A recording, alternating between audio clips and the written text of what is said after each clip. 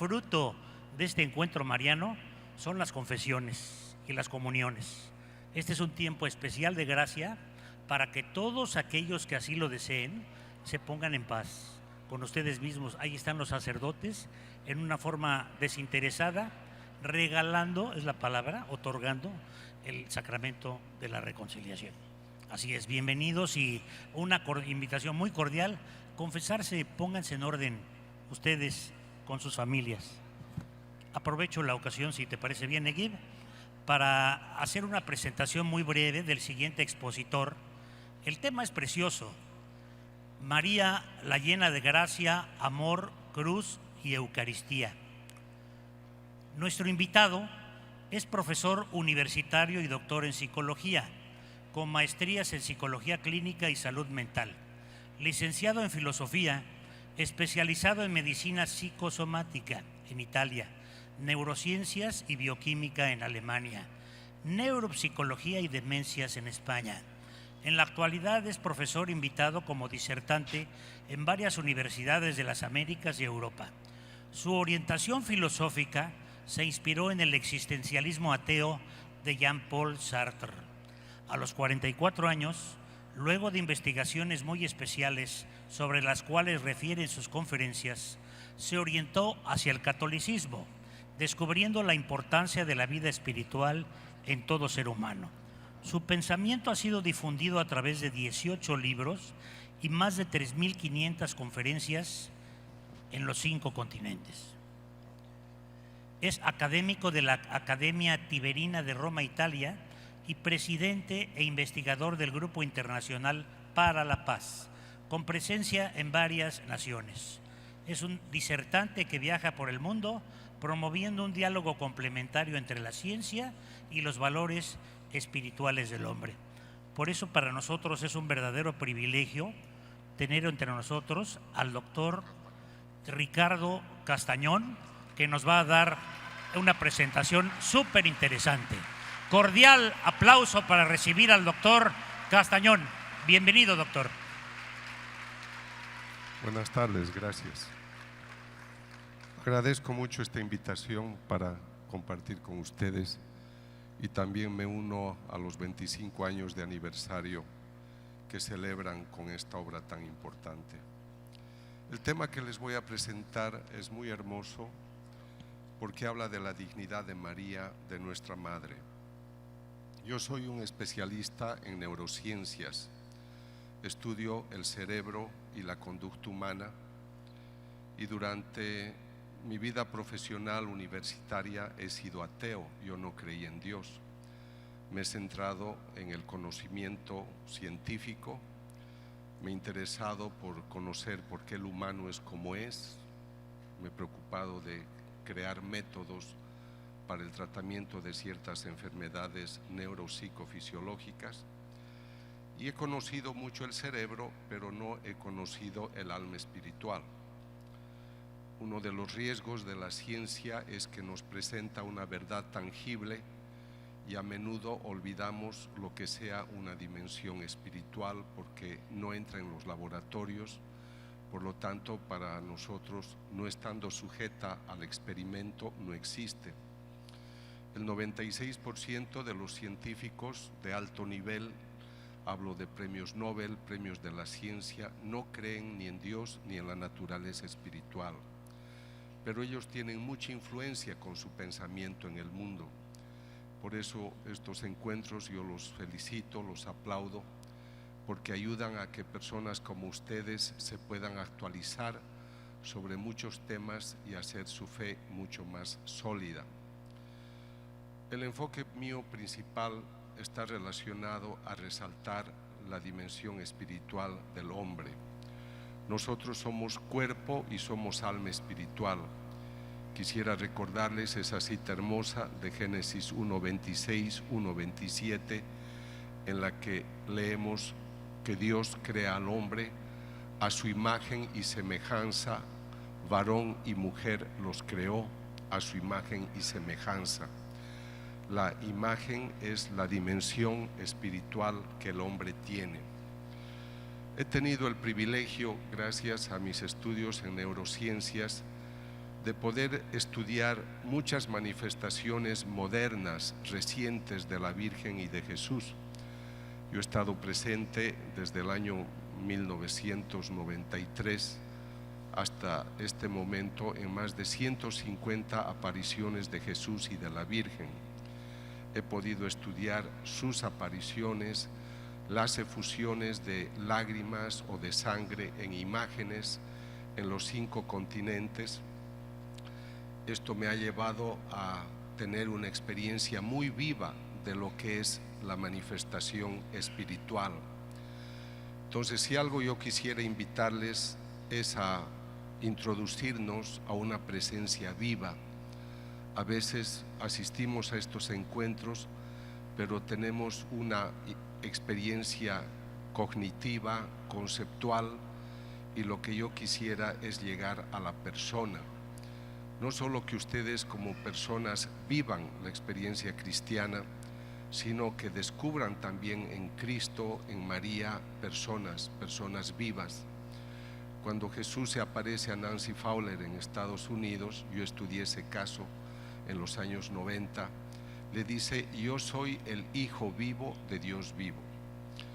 En este momento les presento una imagen de Nuestra Señora del Rosario de San Nicolás. La Virgen se ha aparecido desde el 25 de septiembre de 1983 hasta nuestros días, y yo he participado en la investigación, he estudiado más de 6.000 mensajes que la Virgen ha dictado a la señora Gladys Mota, y el 25 de mayo de 2016 el obispo Héctor Cardelli ha reconocido estos casos como auténticos y de origen sobrenatural. Es importante que sepan que así como tenemos Fátima, como tenemos Lourdes en Sudamérica, en San Nicolás de los Arroyos, estas apariciones de la Virgen han sido reconocidas como auténticas, y el hecho de que tengamos estas experiencias modernas pues nos confirma lo que pudo haber sucedido en 1531 aquí en Guadalupe, y luego, como decía, en Lourdes, en Fátima y en otros lugares del mundo.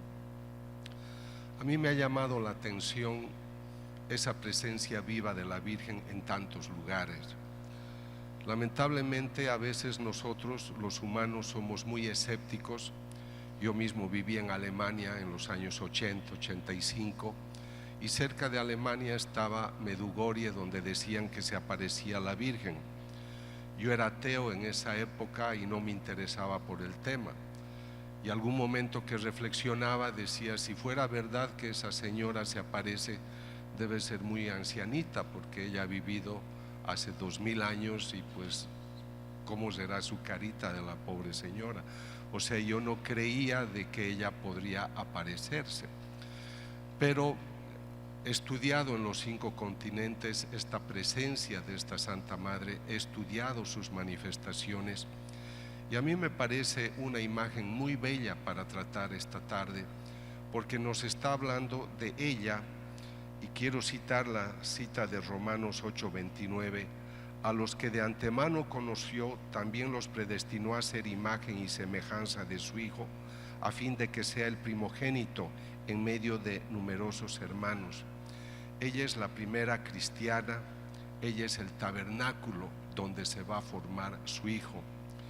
San Agustín en su tiempo dijo: María fue bienaventurada porque antes de dar a luz a su maestro, lo llevó en su seno. María es dichosa también porque escuchó la palabra de Dios y la cumplió. Llevó en su seno el cuerpo de Cristo, pero más aún guardó en su mente y en su corazón la verdad de Cristo. Luego, 10 siglos más tarde, Santo Tomás en el siglo XIII diría: no hay criatura que haya contribuido tanto como María a la reconciliación de Dios con los hombres. Ella nos trajo al Redentor. Ella es la mediadora ante el único mediador, que es Cristo. Por medio de ella vino al mundo el que hizo las paces entre Dios y los pecadores. Entonces no quisiera, decía al principio, que nos quedemos en un concepto mariano. Yo quisiera que descubramos a la persona. Yo quisiera preguntarles a ustedes, cuando es Sábado Santo y vivimos el silencio de María, ¿cuántos de ustedes le han dicho: María, en esta soledad, este viernes que tu hijo ha muerto, este sábado yo voy a estar contigo? Yo quisiera que ustedes se respondan, ¿cuántos de ustedes han llorado junto a ella esa pasión? No un llanto sensiblero, sino la empatía, la solidaridad de una mujer que su hijo, que sabe que su hijo es el Hijo de Dios, que ha venido a redimirnos y el mundo no lo reconoce. Entonces quisiera que piensen en una joven que seguramente tenía unos 15 años, que ella es invitada a ser la madre del Salvador. Ella dice sí, está embarazada, se entera de que su prima también está embarazada y corre para atenderla, va deprisa, porque ella siente que debe asistir, debe servir a una persona. Va a dar a luz y no tiene un lugar donde dar a luz, y tiene que dar a luz en un pesebre al Hijo de Dios, al Rey de Reyes. Nace el hijo y luego ella tiene que fugarse hasta Egipto. Yo he estudiado mucho los místicos modernos y místicos antiguos, y hay una escena que relata la mística española María Jesús de Ágreda, en la que nace el niño Jesús, y el Jesús la mira, no se olviden que es el Hijo de Dios, y él en su lenguaje espiritual le dice: paloma mía, y los ojos se cruzan. Recién ha nacido el niño y la Virgen le toma la mano y le besa, y ella empieza a llorar. Ella empieza a llorar porque sabe que en ese momento, desde ese momento, que esas manos serían traspasadas. Piensen ustedes cuando van al dentista y saben que tal vez les va a torturar. Esa hora se vuelve una eternidad. La Virgen vivió con toda esa espada o esas espadas encima de ella durante 30 años. Cuando ella habla a la mística María Jesús de Ágreda, le dice: Dios permitió que José muriera un par de años antes de la vida pública de Jesús, porque él no habría resistido ver el sufrimiento que mi hijo tuvo. Entonces hay que buscar a las personas. Nosotros tenemos el privilegio de la Santa Eucaristía, donde tenemos en ese pan consagrado al mismo Cristo que la Virgen concibió, que caminó con sus discípulos, que murió, que resucitó y está a la derecha del Padre. Es muy importante que entendamos esta presencia viva, esta persona, porque así vamos a comprender mejor a un Cristo que tuvo tantas vivencias, tantas experiencias, que en su ternura amó. Muchas personas se preguntan cómo ha muerto Cristo.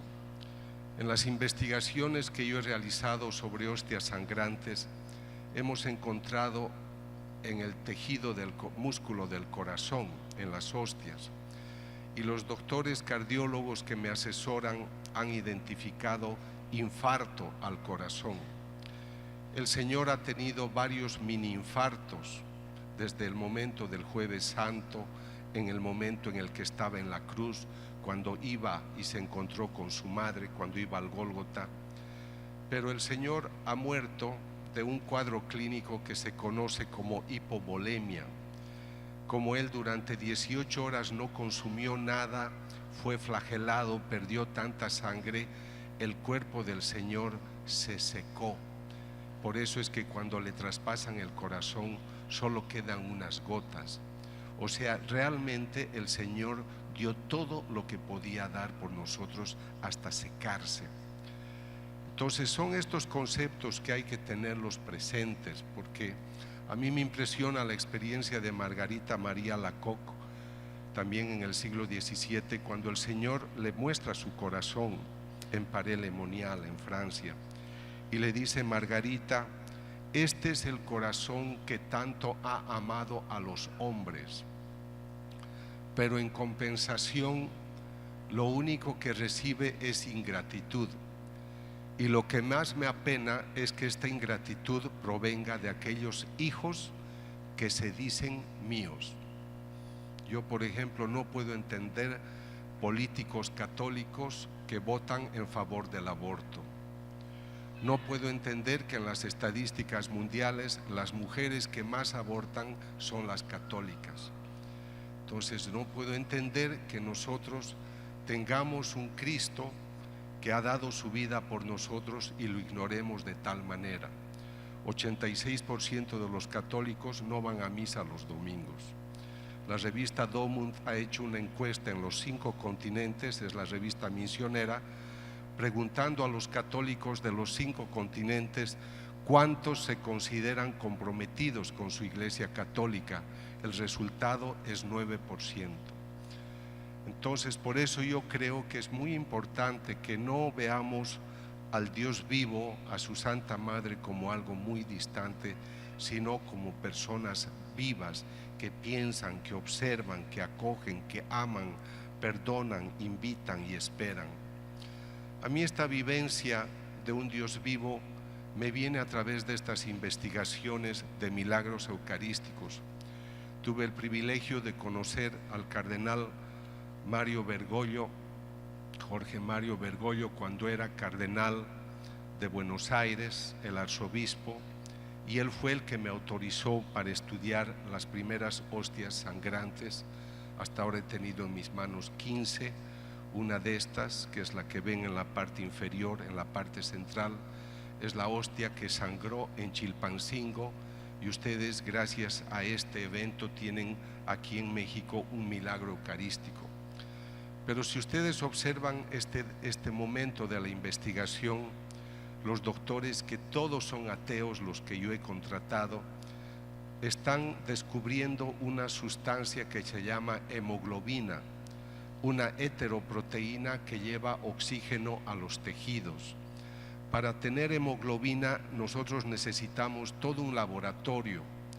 Entonces cualquier científico fácilmente se pregunta y dice: ¿cómo es posible que de unas partículas de pan brote hemoglobina, una proteína que se adhiere a los glóbulos rojos y lleva oxígeno a los tejidos? ¿Cómo puede suceder en un pedazo de pan que es del tamaño de 3 cabezas de alfiler, porque nuestras muestras son mínimas? Esta es la hostia de Tixla, de Chilpancingo, Chilapa. La efusión, el sangrado es de 2006, yo empiezo la investigación en 2009, en octubre, pero en febrero de 2010 quiero ver si descubro algo debajo de esta sangre coagulada, y descubro que debajo de la sangre coagulada hay sangre fresca. Entonces uno se pregunta y dice: ¿cómo es que la sangre está coagulada desde el 2006 y el 2010 en febrero, cuando investigo, hay sangre fresca? Los científicos dicen: si en ese momento hay sangre fresca, es porque esta hostia se comporta como un cuerpo humano y está produciendo sangre constantemente. No es una gelatina que está conservada. Ese cuerpo se comporta como un cuerpo vivo y está creando un proceso que se llama hematopoiesis, que significa producir sangre. Por eso este caso se ha declarado milagro. Esta es una imagen que es de un estudio de fisiología, solo para mostrarles de que lo que ustedes están viendo es lo que nosotros podemos descubrir en las investigaciones. En este cuadro que ven una mancha oscura, es un macrófago, es un glóbulo blanco que está todo esto dentro de la misma hostia de Chilpancingo, Chilapa. Es una hostia que tiene un glóbulo blanco, se llama macrófago espumoso, está vivo y está tratando de reparar una lesión que ha encontrado en ese tejido.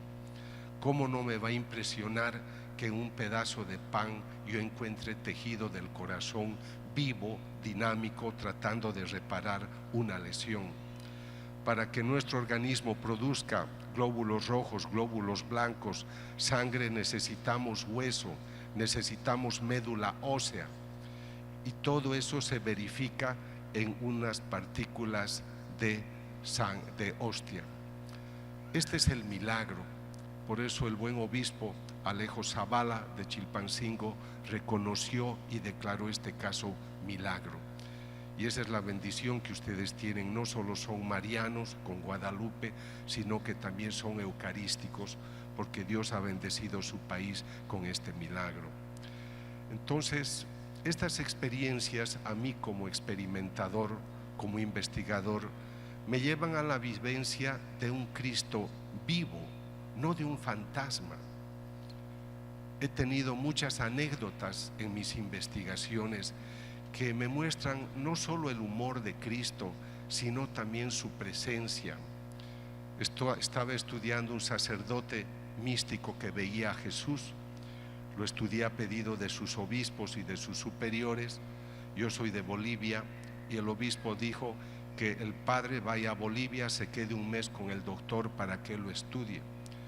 Después de haber estudiado a este sacerdote y haber demostrado que él realmente tenía apariciones de Jesús y de María, yo lo llevé al aeropuerto para que vuelva a su país.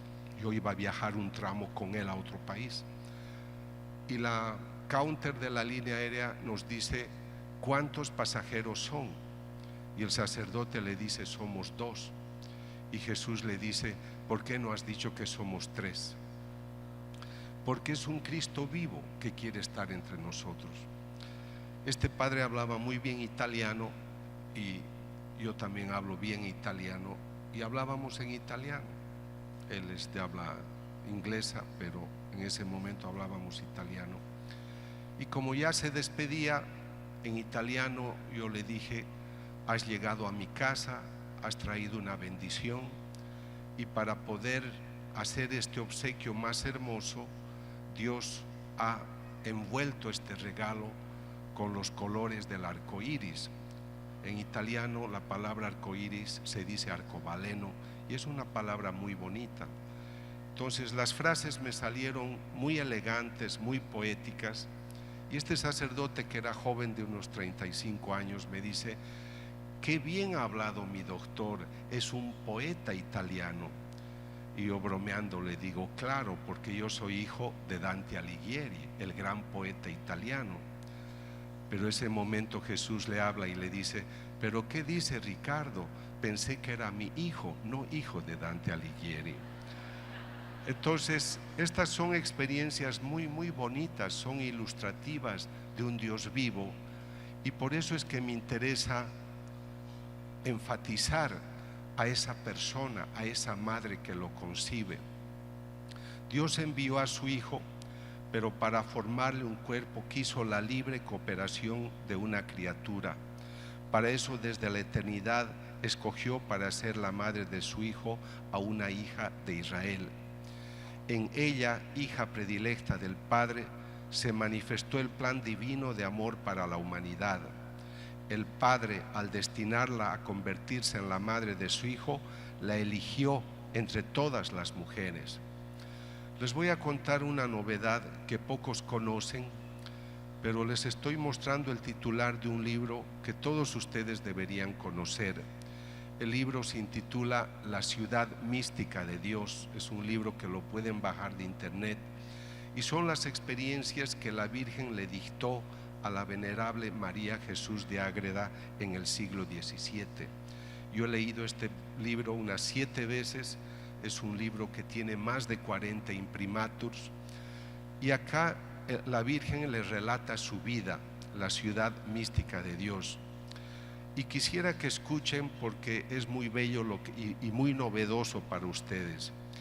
Quiso Dios, al determinar comunicarse a los hombres mediante la encarnación, aparecer en el mundo no de la nada ni de cualquier otra materia, sino de una mujer plenamente consciente, madre, virgen y pura, que le vistiera de su propia sustancia con la forma de siervo. Y vistiéndose de fortaleza más que humana, cuando ella fue invitada, pronunció su sí, su fiat, con lo que quedó hecha cielo, templo y habitación de la Santísima Trinidad, y transformada, elevada y deificada. Y tanto fue el ardor con que su caridad hervía ante el misterio propuesto, ahora escuchen la novedad que les he traído, que se desprendieron de su corazón 3 gotas de sangre, de las cuales por virtud del Espíritu Santo se formó el cuerpo humano de Cristo. Cuando ella le habla a María Jesús de Ágreda, le dice: de mi corazón brotaron 3 gotas de sangre y fue la base para formar el cuerpo de mi hijo.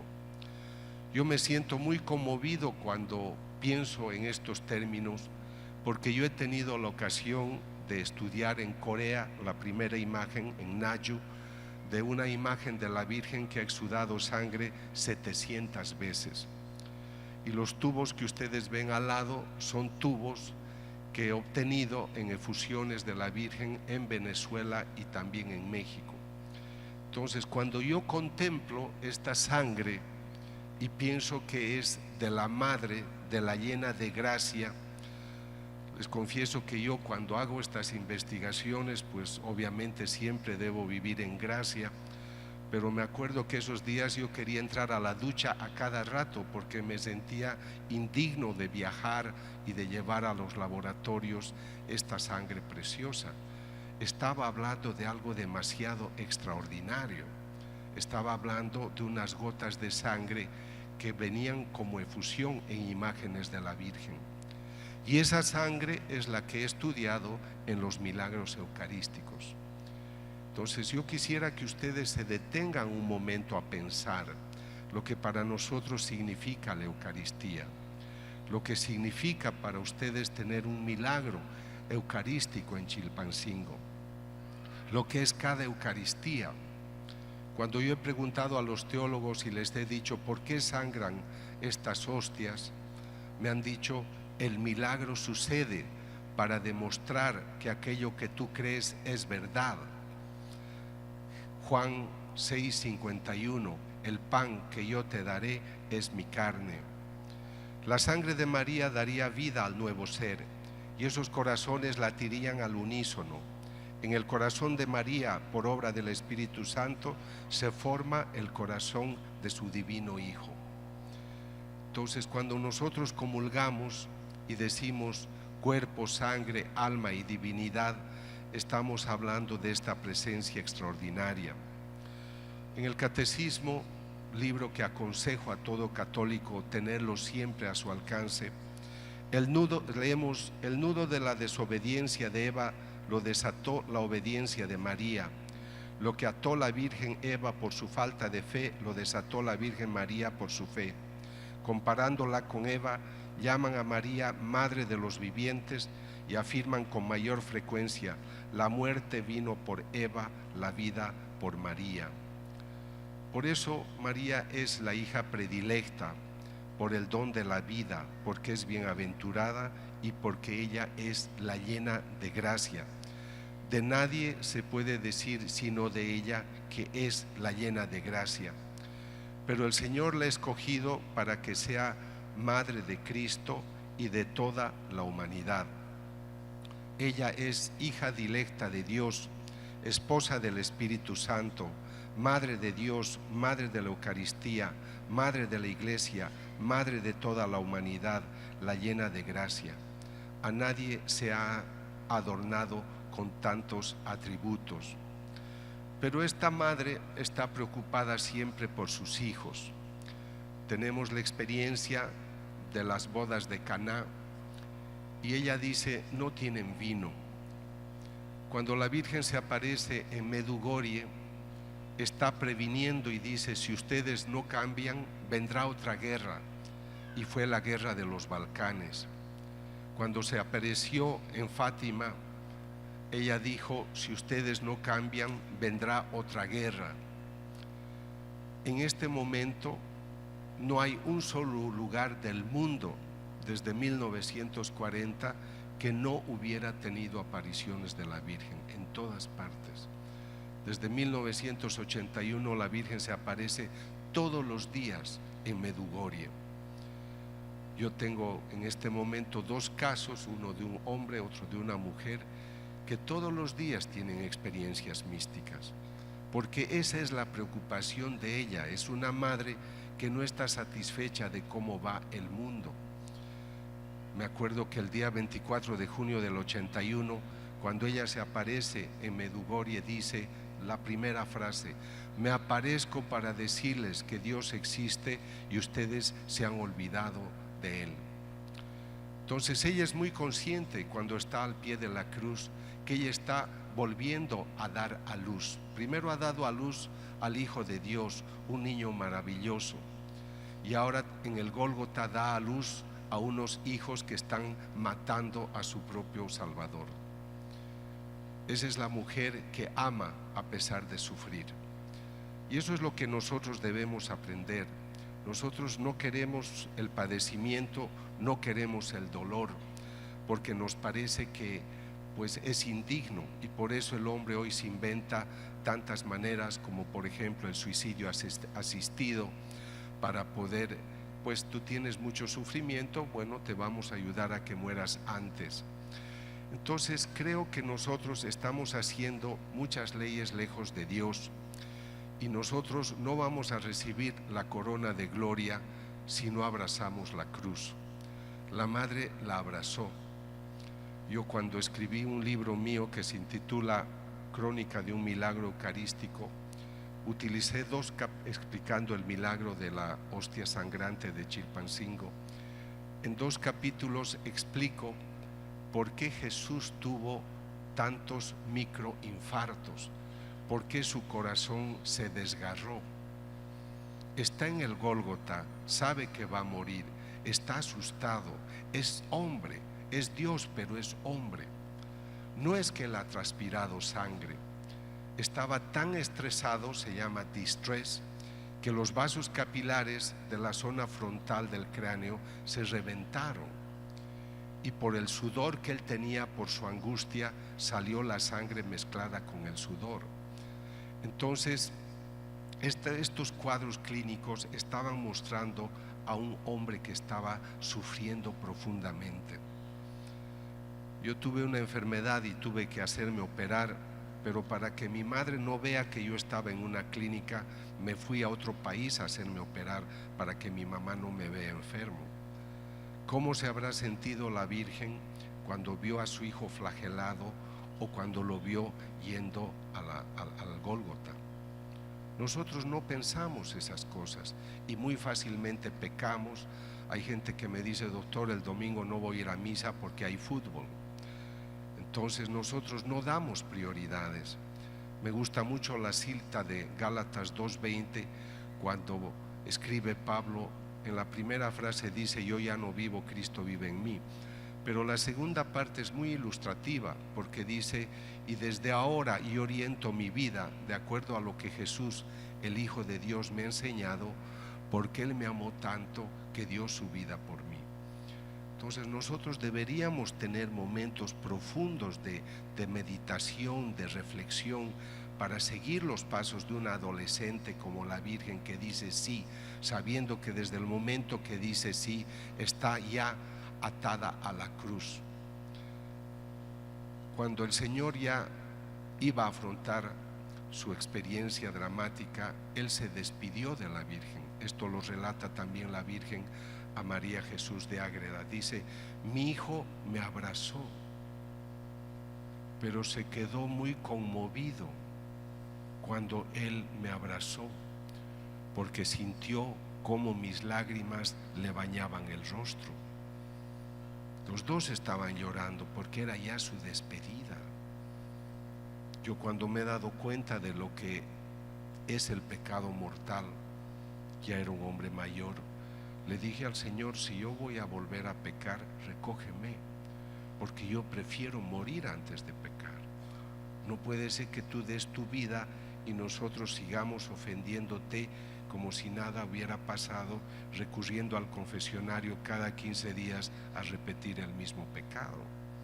Tú no te lo mereces. Parece interesante, doctor, lo que dice, pero a los 12 años un joven más iluminado que yo, como Domingo Sabio, lo dijo. Entonces estas son las percepciones que debemos tener. Todos nosotros hemos escuchado cuando ella dice, hagan lo que Él les diga. ¿Por qué dice eso? Porque Él es el camino, la verdad y la vida. Y ella lo ha comprendido así. Ella fue muy iluminada, por eso fue la elegida. Por eso es que ella dijo, sí, si yo voy a ser la madre del Salvador, aquí estoy, hágase en mí según su palabra. Pero a veces nosotros nos imaginamos un Cristo lejano. Yo he preguntado a las personas que están haciendo adoración, ¿qué le dices al Señor cuando estás delante de Él? Algunos me dicen, doctor, no sé qué decirle, me parece muy larga esta hora. Y le digo, pero yo te he visto en la comida, has estado 2 horas hablando sin parar. Y ahora que estás ante el Señor, me dices que no sabes qué decirle.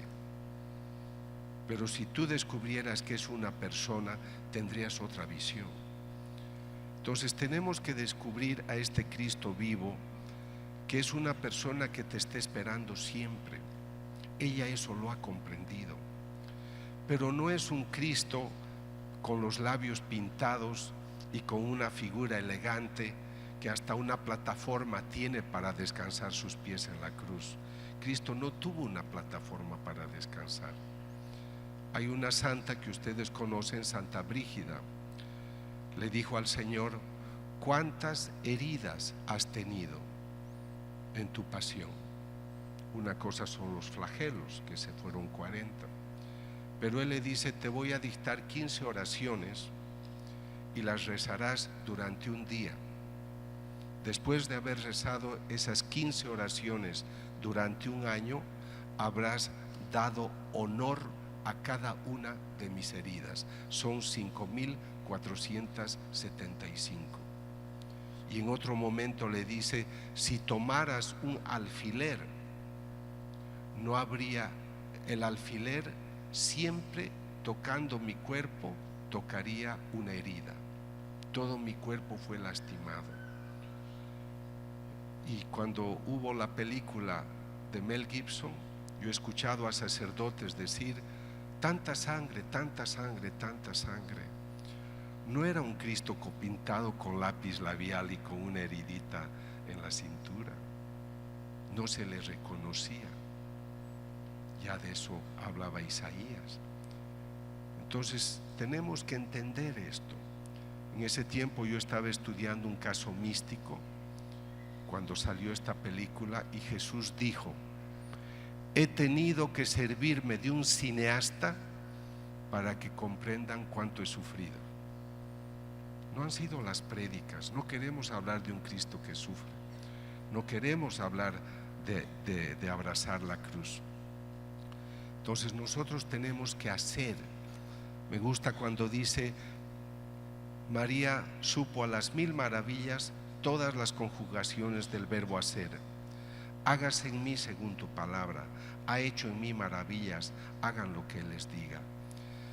Ella es la primera cristiana y ella es aquella que se abre totalmente al Espíritu Santo. He escrito un libro en 11 años y medio que lo he presentado recién, se intitula Cita en el Jordán. Me ha impresionado encontrar tanta literatura que habla del Espíritu Santo como el gran desconocido. Hay una cita de 1 Corintios 12:3 en la que dice Pablo, el hombre no puede decir ni siquiera Jesús es el Señor sin ayuda del Espíritu Santo. Y en Zacarías 4:7, no será por la fuerza, sino por el Espíritu. Entonces nosotros no podemos ignorar el Espíritu Santo. Es lo que necesita esta sociedad hoy. Es lo que ustedes necesitan y nosotros necesitamos para poder seguir el camino, este camino que la Virgen nos ha mostrado. Escribía el Papa Juan Pablo II, la Iglesia, tomando a María como modelo, ha de imitarla también en su relación con este altísimo misterio. Imitar ante todo su fe y su amor en la anunciación y en la visitación a Isabel, donde María es realmente tabernáculo vivo de Cristo. Ustedes vienen a estos encuentros, están celebrando 25 años y tienen que preguntarse cuáles han sido los frutos que yo he dado a través de estos encuentros. No puede ser una experiencia turística espiritual. He pasado 2 días gratos. Tiene que ser una vivencia profunda que trae un cambio en tu vida. Tú tienes que estar consciente de que tu compromiso cristiano se hace cada vez más sólido. Y para que ese moldeamiento sea profundo, tienes que seguir lo que ella te está enseñando. Escribe todavía Juan Pablo II: en continuidad con la fe de la Virgen en el misterio eucarístico, se nos pide creer que el mismo Jesús, Hijo de Dios e Hijo de María, se hace presente con todo su ser humano divino en las especies del pan y del vino. Esto es lo que tú comulgas. Tú estás comulgando cuerpo, sangre, alma y divinidad, sangre que la misma Madre ha dado. ¿Cómo no te vas a sentir honrado de tenerlo presente en cada Eucaristía, al mismo que caminó con sus apóstoles, al mismo que murió y resucitó y está sentado a la derecha del Padre? Yo hablo en muchos ambientes de no creyentes y me fascina mostrar este momento en el cual les digo a los no creyentes: consideren que el sacerdote es un hombre normal como cualquiera, pero tiene algo que nosotros no tenemos, la unción del Espíritu Santo, transmitida a través de su obispo en su consagración, que lo capacita para convertir el pan en la carne, el vino en la sangre. Lo que ustedes están viendo en las imágenes es el gran milagro. Eso es lo que yo investigo. El sacerdote hace una oración, se llama la epíclesis, la invocación al Espíritu Santo. Pido que por el poder del Espíritu Santo el pan se convierta en carne, el vino en sangre, y ustedes vean el resultado. Esto es lo que nosotros debemos comprender, lo que el Señor dice. Ya citaba antes Juan 6:51, el pan que yo te daré es mi carne. Todo eso es una verdad. Nosotros tenemos un Dios vivo. Ninguno de ustedes puede decir: me siento solo, me siento sola, me siento abandonado. Nosotros tenemos toda una espiritualidad profunda que la Virgen ha encarnado y ella es nuestro modelo.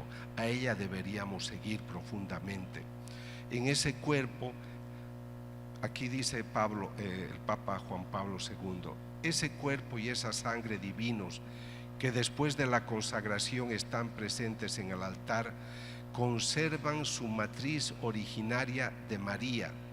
En la raíz de la Eucaristía está la vida virginal y materna de María.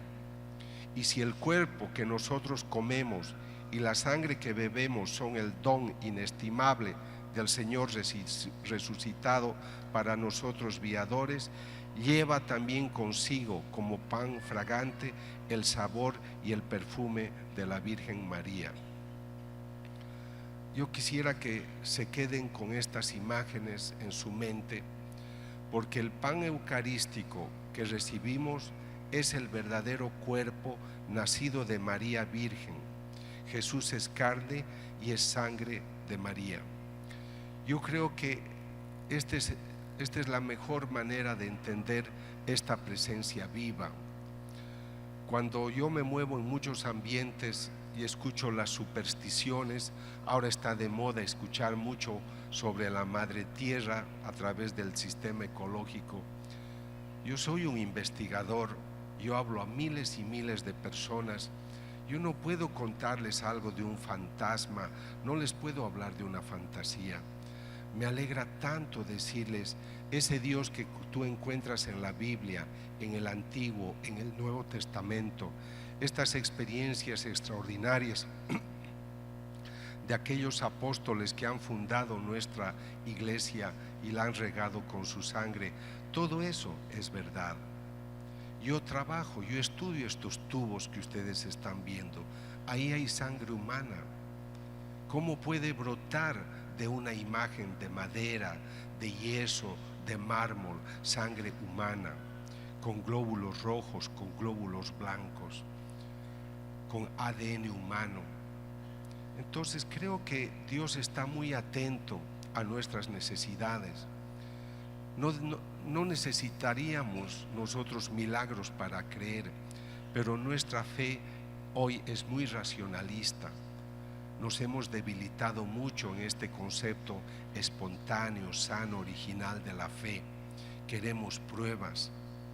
Yo cuando presento mis conferencias sobre milagros eucarísticos, me escriben incluso sacerdotes y me dicen: doctor, yo pensaba abandonar el sacerdocio, pero ahora que he visto esta maravilla me voy a quedar. Fue la evidencia que les hizo reaccionar. Y por eso hay estos grandes milagros.